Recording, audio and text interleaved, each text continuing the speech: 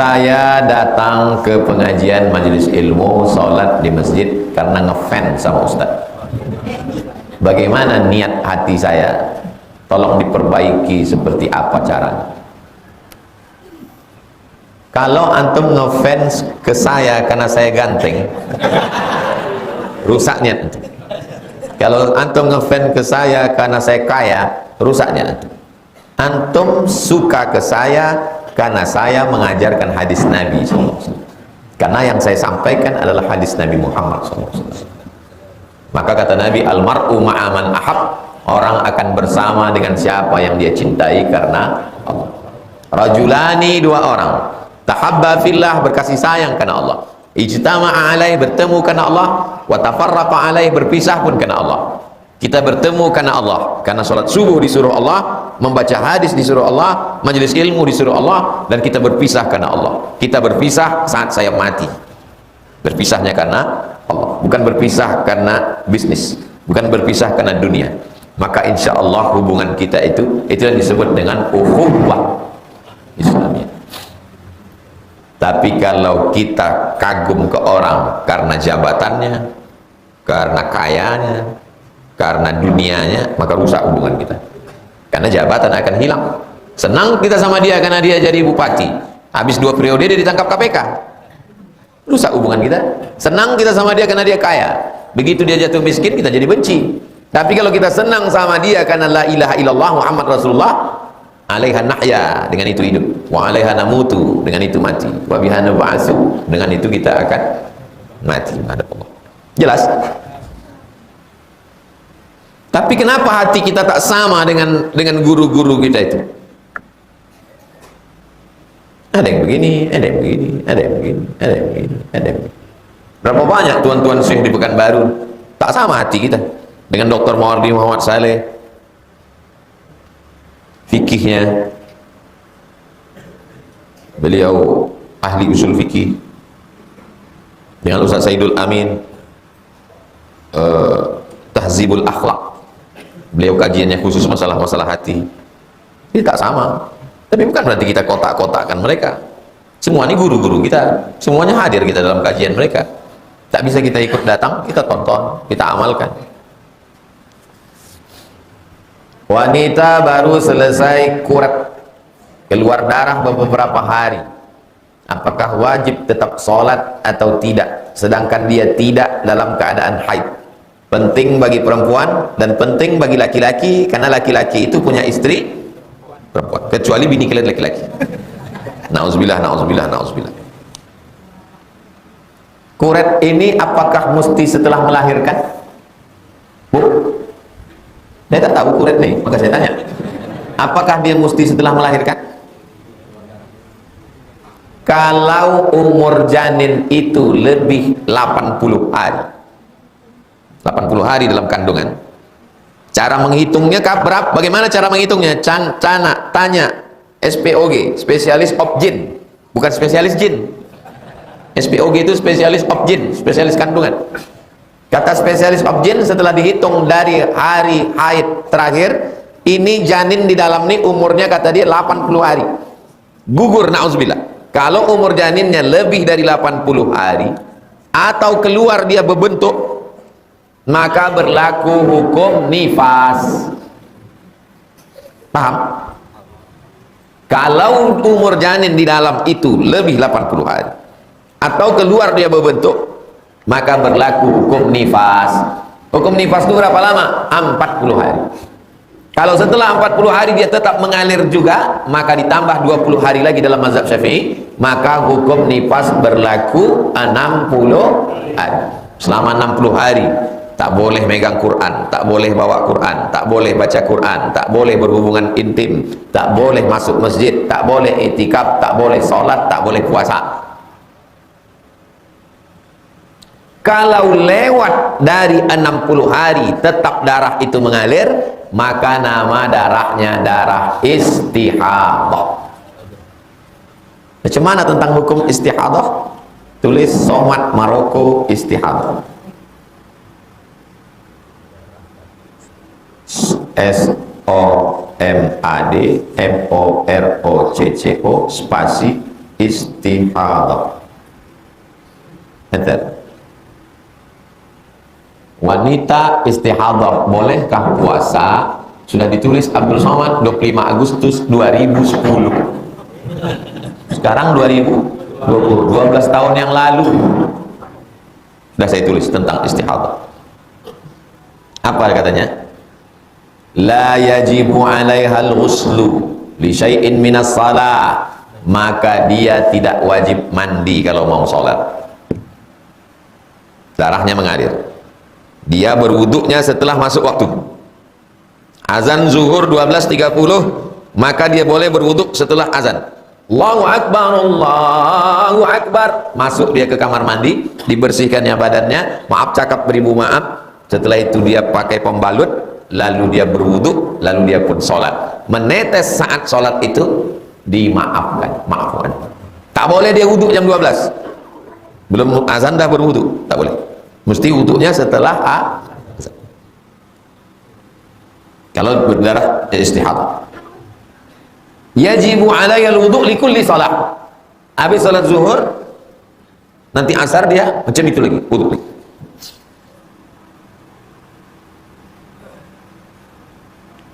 La tatawadda qabla dukhuli waqti salat, tak boleh dia berwudu sebelum azan. Yajuzu li zawjiha an yata'aha, suaminya boleh berhubungan dengannya walaupun dia dalam keadaan istihadah. Jadi tak perlu dia buka cabang. Nampaknya deh, karena airport ini banjir tak bisa mendarat, paksa abang franchise tak bisa. Laha hukmut tahirat, dia sama macam perempuan suci. Tusolli, dia boleh sholat, bukan boleh sholat, wajib sholat. Wa tasum, wajib puasa. Wa ta'takif, boleh i'tikaf. Wa taqra'ul Quran, boleh baca Quran. Wa tamussul mushaf, boleh megang mushaf. Wa tahmiluhu, boleh bawa mushaf. Wa taf'alu kullal ibadat, dan dia boleh melakukan semua ibadah. Oh, panjang sekali komen-komen dari jamaah.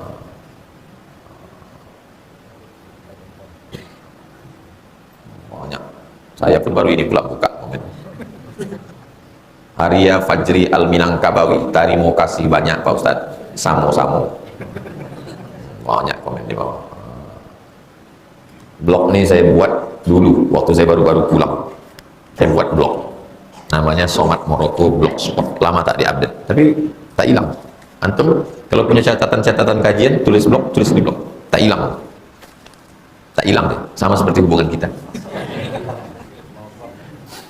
Kalau kita dalam keadaan pilek berat dan sering menarik ingus dari hidung, bagaimana cara kita mengkondisikan jika sholat berjamaah agar tak mengganggu jamaah sebelah? Waktu berwudu, antum menaikkan air itu ke hidung sampai keluar semua dahak-dahak.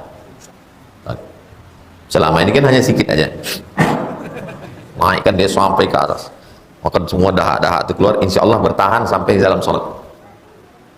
Coba, sakit Pak Ustaz? Iyalah, tarikan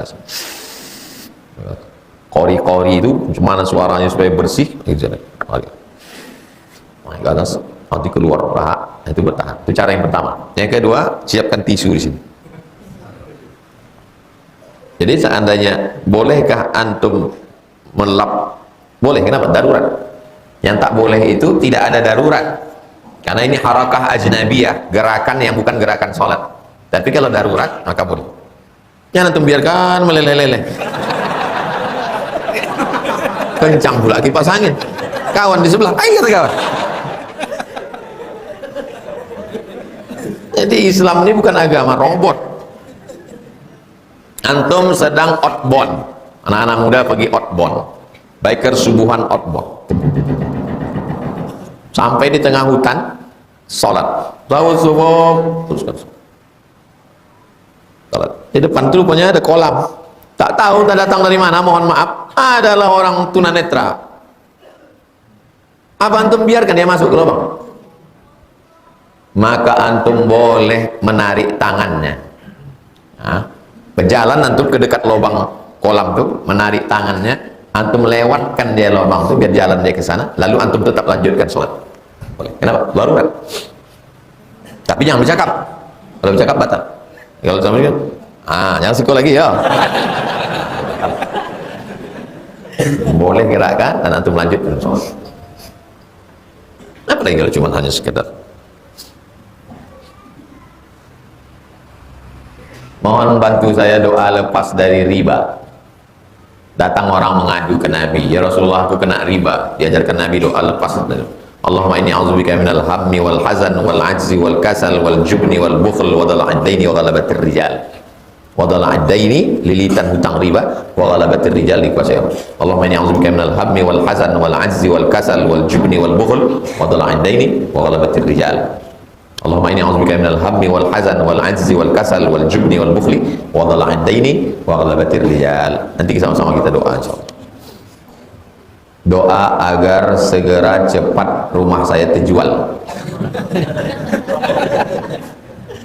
Doa salat hajat 2 rakaat. Salat hajat bisa pagi bisa malam. Usolli sunnatal hajat. Aku salat sunat hajat rakaat ini 2 rakaat. Hajatnya dalam hati supaya rumah ini cepat terjual. Usolli sunnatal hajat. Yang diucapkan di mulut. Usolli sunnatal hajat supaya motor ini laku. Dengar kawan sebelah, berapa? Usolli sunnatal hajat rakaat inilah ta'ala. Allahu akbar, ayatnya bebas. Pas di sujud terakhir itu minta sama Allah. Jangan dicakapkan. Kalau dicakapkan batal salat, dalam hati aja. Dalam hati.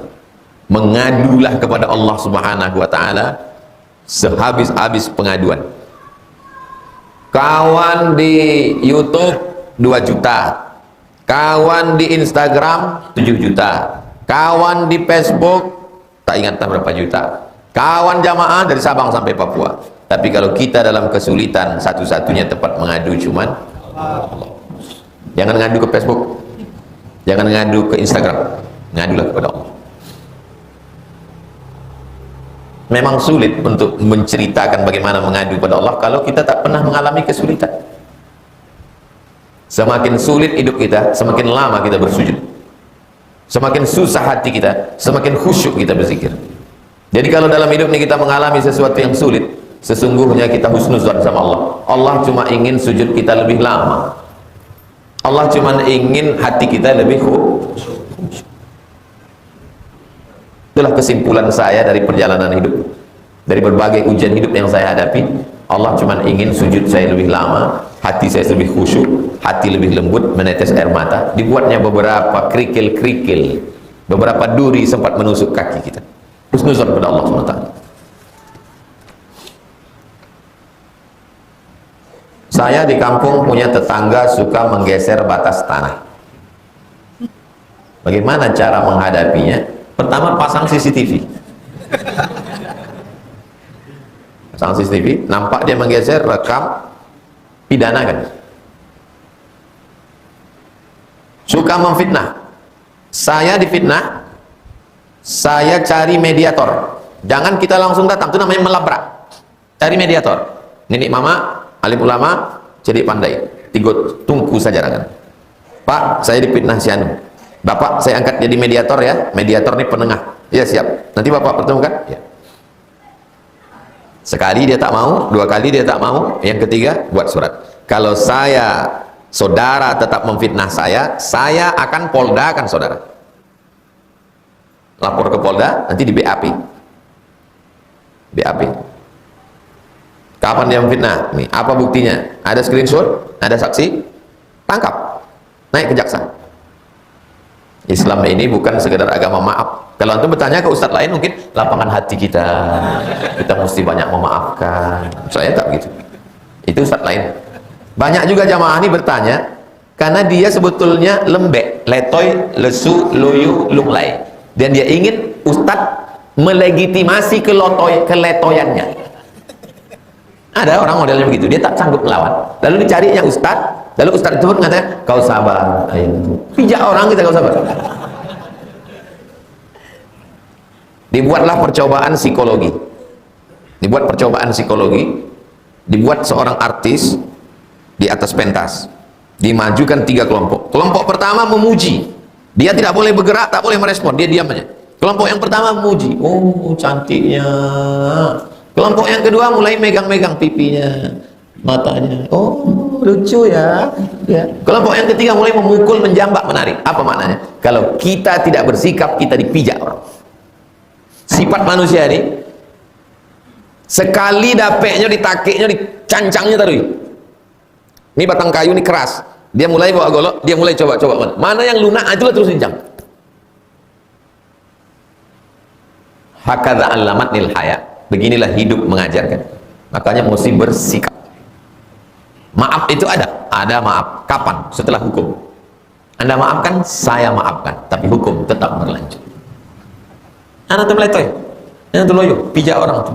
Agama ini mesti dibangkitkan dengan semangat. Kalau tidak, orang menginjak-injak agama, nyepelekan agama. Antum tak setuju dengan anak? Cari Ustaz Letoy.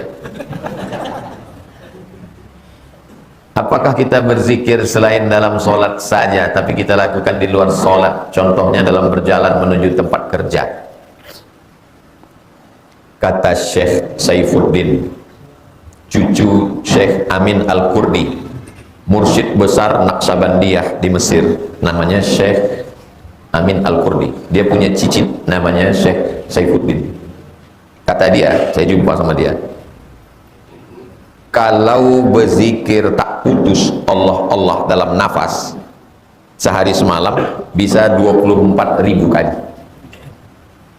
Tariknya Allah, hembusnya Allah. Nafas kita itu kan dua kan? Tarik, hembus. Tariknya Allah, hembusnya Allah.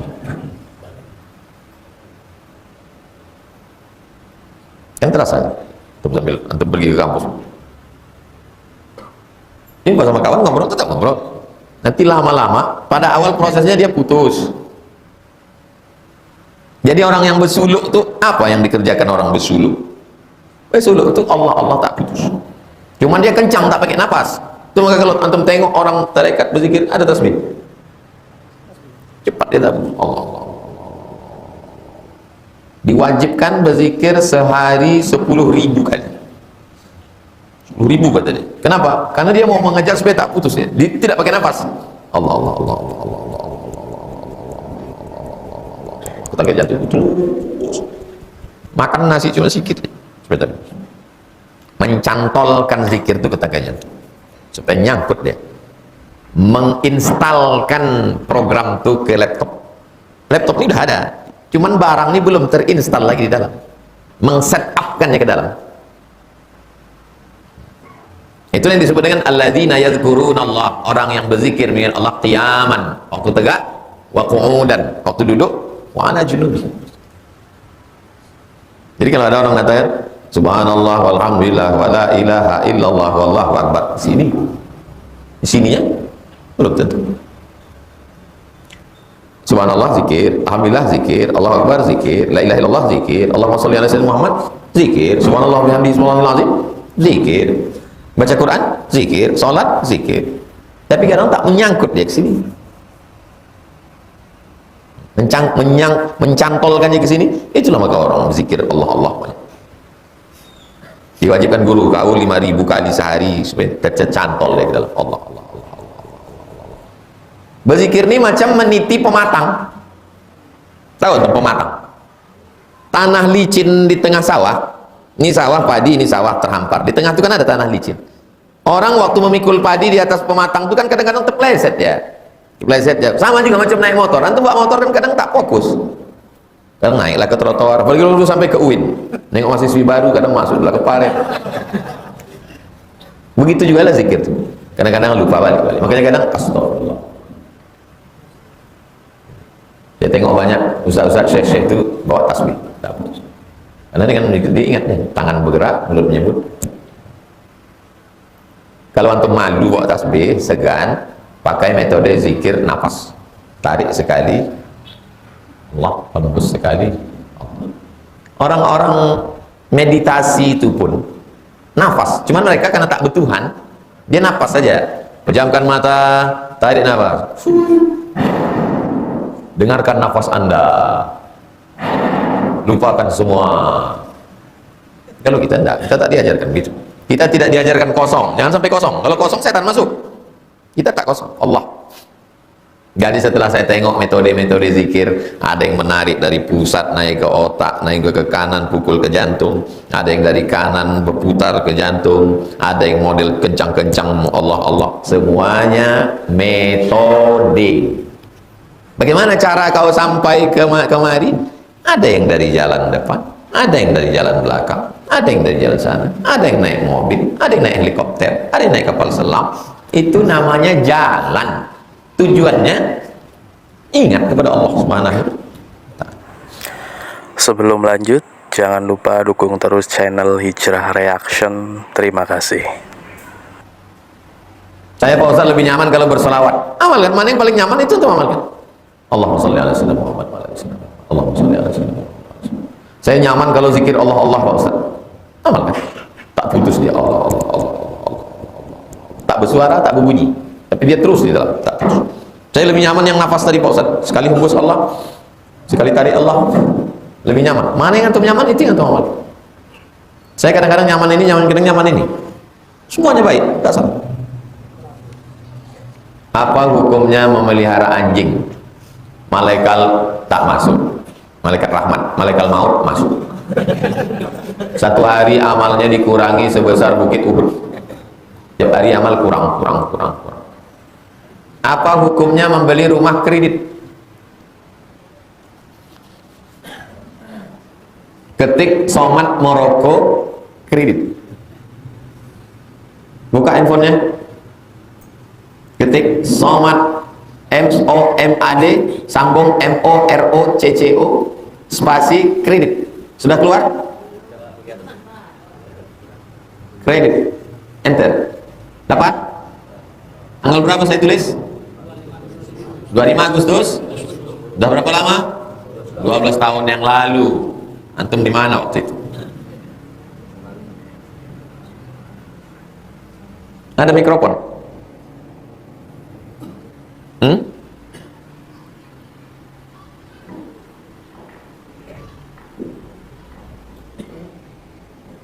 Ada? Bacakan. Mana yang udah bisa baca? Dapat? Bacakan terjemahan nomor 74. Mobil-mobil yang dijual, mobil-mobil yang dijual dengan cara kredit, baca. Mobil-mobil yang dijual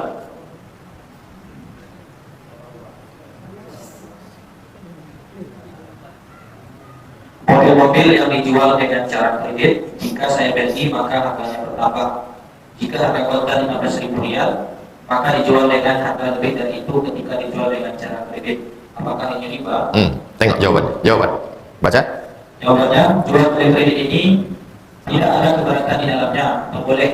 Jika waktu dan tambahnya yang diketahui, meskipun harga kredit lebih mahal daripada kontan. Meskipun harga kredit lebih mahal daripada kontan. Terus? Karena penjual dan pembeli sama-sama mendapat manfaat. Penjual mendapat manfaat tambahan harga, dan pembeli mendapat manfaat tempo. Ya. Ini dalilnya, baca, disebutkan dalam Sahih Bukhari dan Muslim bahwa Balighah dijual oleh tuannya dengan cara kredit selama 9 tahun. Dijual dengan cara kredit 9 tahun. 1 tahunnya dibayar 40 dirham. Sudah ada kredit zaman Nabi. Aku beli Barirah ini dengan cara kredit 9 tahun, setahunnya 40 dirham. Maka kesimpulannya, kalau menjual barang dibeli dengan uang dengan barang, maka boleh. Antum punya rumah, saya beli. Aku beli rumah ini selama 10 tahun, 1 bulan aku cicil 3 juta. Tidak riba. Karena akadnya antara uang dengan barang. Yang riba itu adalah uang dengan. Sekarang saya tanya akad. Apakah akad beli rumah ini uang dengan uang atau uang dengan barang? Yakin? Yakin uang dengan barang? Ternyata tidak. Ternyata ada orang ketiga di antara kita yang disebut dengan finance. Jadi sebenarnya akad kita bukan uang dengan barang, karena barang itu sebenarnya dibeli cash. Tapi akad kita adalah uang dengan uang. Jadi yang dibayar itu adalah uang dengan uang. Uang dengan uang adalah riba. Jadi kalau pertanyaannya kredit, tengok dulu bentuknya macam mana. Apa? jual motor ke saya beli dengan cara kredit, tapi kita langsung, tak ada finance, boleh apa tak boleh? Boleh. Tapi kalau ada orang ketiga, jangan ada orang ketiga di antara kita. Orang ketiga selalu merusak hubungan. Jelas? Jadi nanti ada apa-apa tinggal tulis Somad Moroko kredit, Somad Moroko. Tadi malam ada yang nanya, Ustadz, apa hukum merokok? Tinggal tulis saja di Google itu, di YouTube tuh, YouTube, tulis di searchnya tuh UAS rokok, langsung keluar. Tentang masalah dukun Ustadz, tinggal ketik aja UAS dukun. Dukun. Tentang kredit Ustadz, tinggal tulis saja UAS kredit. Inilah kadang jamaah nih, sudah ada pun tinggal mencari, menonton, tak bisa aja. La ilallah Muhammad Rasulullah. Zikir pagi petang tuh habis asar atau habis maghrib. Habis asar baik, habis maghrib bagus. Tak bisa habis isya, tak bisa juga habis isya mau tidur malam. Tak bisa juga mau tidur malam berdoa supaya besok subuh masih hidup. Takutnya tak hidup besok subuh. Karena saya pikir tak boleh habis maghrib. Boleh habis maghrib. Habis asar, habis maghrib, habis isya mau tidur malam. Mohon doanya agar bisa menggugurkan dosa senantiasa dalam ketaatan. Amin. Bagaimana? Apakah boleh seorang melakukan dosa kemudian dia langsung taubat? Setelah taubat diulangnya lagi, dan hal tersebut diulangnya lagi. Itu namanya fasik. Melakukan perbuatan yang salah dengan penuh kesadaran namanya fasik. Yudhillu bihi katsiran wa yahdi bihi katsira wa ma yudhillu bihi illal. Orang yang fasik disesatkan Allah. Begini gambarannya begini. Ustadz Somad, katanya Ustadz mau tablik akbar di Rokan Hulu ya? Ya. Boleh kami ikut Pak Ustadz? Boleh. Jalannya Pak Ustadz? Nanti dari Rimbo Panjang terus ke Bangkinang. Saya udah jalan duluan. Saya sudah di Pasir Pengarayan Islamic Center. Kemudian dia telepon. Nanti kalau lewat Bangkinang, habis itu Kuo, habis itu Rantau Berangin, sampai di Rantau Berangin belok kanan. Sampai Rantau Berangin belok kanan. Ingat ya? Iya. Saya udah sampai di Pasir. Tak lama dia telepon. Ustadz, saya di Bangkinang. Ayo terus aja, terus. Ustaz, saya sudah di Kuok Pak Ustaz. Ya terus, nanti jumpa jembatan. Tak lama sesudah itu ada agak-agak 1,5 jam. Ustaz, kami udah di Pangkalan Ustaz. Terus saya bilang, terus saja lah kau terus. Kenapa saya marah? Kenapa saya marah? Karena tak ikut arahan saya. Tadi saya bilang belok kanan. Itulah makna orang disesatkan Allah. Jadi kalau antum bertanya baca ayat, kok ada orang yang disesatkan Allah? Kenapa Allah menyesatkan? Karena fasik. Orang yang fasik itu dihukum Allah di dunia dengan disesatkan dia. Kami baru saja lihat Pangkalan Pak Ustaz. Terus saja Rasul, tak usah lagi datang ke, tak usah lagi ikut saya. Teruslah ke sana. Saya menjelaskannya dengan ilustrasi biar supaya paham. Ngerti? Itulah mana. Jadi jangan bingung untuk baca ayat. May yahdillahu fahuwal muhtadi. Wa may yudhillu falan tajida wa may yudlilhu fala hadiyalah. Siapa yang disesatkan Allah? Kadang jamaah ini dia bingung cuma enggak mau bertanya. Disesatkan Allah. Kok disesatkan Allah? Disesatkan Allah karena fasik. Jadi kalau antum buat dosa terus padahal antum sadar, antum akan disesatkan Allah karena fasik. Jangan buat dosa dengan penuh kesadaran, karena kamu nanti jadi fasik. Kalau sudah fasik, kamu disesatkan Allah sebagai hukuman di dunia.